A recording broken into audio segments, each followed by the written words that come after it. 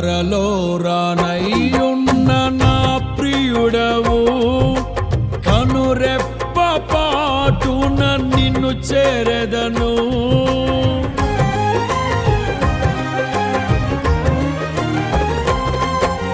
త్వరలో రానయ్యున్న నా ప్రియుడవు, కనురెప్ప పాటున నిన్ను చేరెదను.